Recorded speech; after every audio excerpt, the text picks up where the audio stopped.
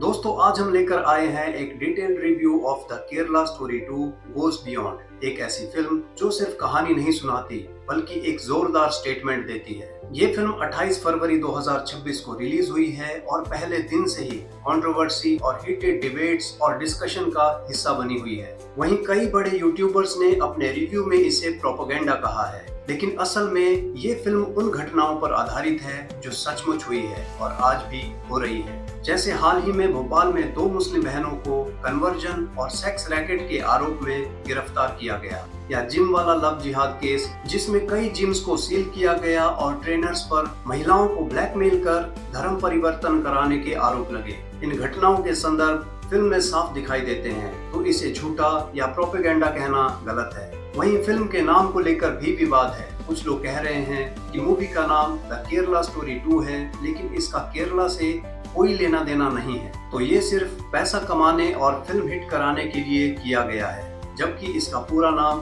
The Kerala story goes beyond है, जिसका मतलब है कि ये कहानी सिर्फ एक राज्य तक सीमित नहीं है, बल्कि उससे आगे बढ़कर पूरे समाज की सच्चाई को दिखाती है। वैसे भी किसी फिल्म के सीक्वल का नाम वही रखना आम बात है और ऐसा कई फ्रेंचाइजी करती आई हैं, जिनमें हर पार्ट की कहानी अलग होती है और कई बार तो फ्लॉप भी हुई हैं। तो नाम के लिए इसे प्रोपेगेंडा कहना तर्कसंगत नहीं है, और ये कहना कि एक ही चीज कितनी बार दिखाओगे ये भी गलत है, क्योंकि हर विषय पर बार बार फिल्में बनती रहती हैं, जैसे war movies, love stories, politics based, sports पर और हॉरर मूवीज। जैसे हाल ही में आई फिल्म 80, जिसमें तापसी पन्नू और अनुभव सिन्हा ने भारत में बढ़ते रेप केस और न्याय में होती देरी को दिखाया है। इसमें भी क्या ही नया था फिर। ऐसा तो है नहीं कि देश में अभी अभी रेप होना शुरू हुए या अब से पहले इस इशू पर फिल्में नहीं बनी थी। क्या इस पे भी कहोगे कि कितनी बार एक ही चीज दिखाओगे, या इसे भी अनुभव सिन्हा का प्रोपेगेंडा कहोगे? तो भाई, जब नए केस आते हैं तो नई फिल्में बनती हैं, और ये जरूरी भी है ताकि समाज जागरूक हो।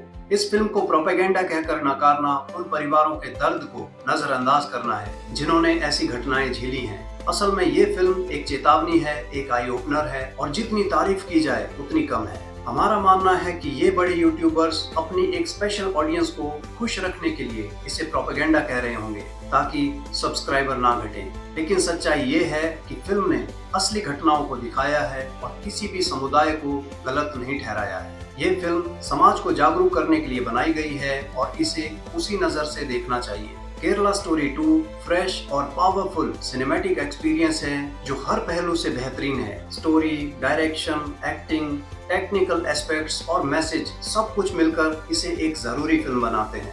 3 असली घटनाओं पर आधारित इसकी कहानी ऑडियंस को झकझोर देती है और ये बताती है कि समाज में किस तरह की सच्चाइयां मौजूद हैं जिन्हें नजरअंदाज नहीं किया जा सकता। तो आइए शुरू करते हैं इस डिटेल्ड रिव्यू को।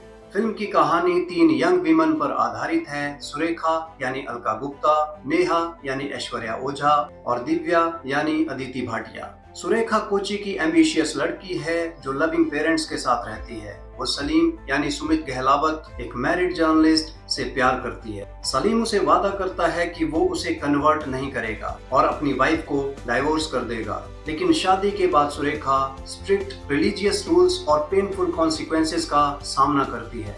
वहीं नेहा ग्वालियर की जेवलिन थ्रोअर है जो ब्राइट फ्यूचर का सपना देखती है। वो फैजान यानी अर्जन सिंह औजला से प्यार करती है जो अपनी आइडेंटिटी छुपाता है और उसे बेस्ट कोच दिलाने का वादा करता है। शादी के बाद नेहा रियलाइज करती है ये सब मैनिपुलेशन था, और दिव्या जोधपुर की डांसर है और बोल्ड डांस वीडियोस ऑनलाइन डालती है जिसके पेरेंट्स डिसअप्रूव करते हैं, लेकिन रशीद यानी उत्तम खोसला उसे फ्रीडम का वादा करता है। शादी के बाद दिव्या भी स्ट्रिक्ट रूल्स और फोर्स्ड कन्वर्जन का शिकार बनती है।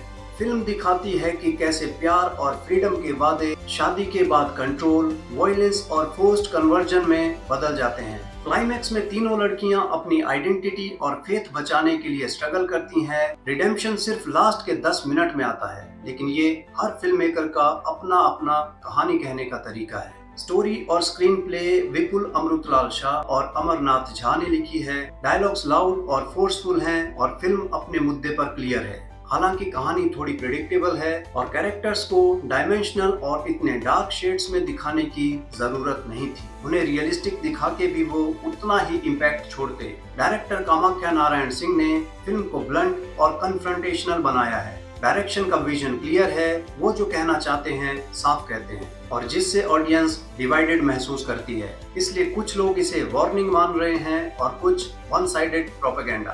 अभिजीत चौधरी की सिनेमेटोग्राफी ग्रिटी और डिस्टर्बिंग विजुअल्स क्रिएट करती है। कलर स्कीम भी कंट्रास्ट दिखाती है। विजुअल स्टोरी टेलिंग फिल्म के टोन को एम्पलीफाई करता है। वहीं सभी एक्टर्स ने अपने रोल्स सिंसियरली निभाए हैं। उन्हें जितना करने को कहा गया है वैसा परफॉर्मेंस उन्होंने दिया है। खासकर अलका गुप्ता की इंटेंसिटी और अदिति भाटिया तथा ऐश्वर्या ओझा की वल्नरेबिलिटी। फिल्म की सबसे अच्छी चीज है संजय शर्मा की फास्ट पेस्ड एडिटिंग। सीन्स जल्दी एस्केलेट होते हैं और फिल्म ड्रैग नहीं करती। वहीं मनन सिंह का बैकग्राउंड स्कोर फिल्म के टोन को सपोर्ट करता है, लेकिन कई जगह ओवरडन लगता है। सॉन्ग्स राहुल सुहास और मनन शाह ने दिए हैं, लेकिन वो इतने खास नहीं है। Overall the Kerala story 2 goes beyond एक ऐसी फिल्म है जो अपने मुद्दे को ब्लंट और फोर्सफुल तरीके से पेश करती है। ये फिल्म 3 महिलाओं की कहानी दिखाती है जो प्यार और आजादी के वादों पर शादी करती है, लेकिन शादी के बाद उन्हें हार्श कंट्रोल और पेनफुल कॉन्सिक्वेंसेस का सामना करना पड़ता है। लेकिन compare to the first film ये सीक्वल वीकर और प्रेडिक्टेबल है।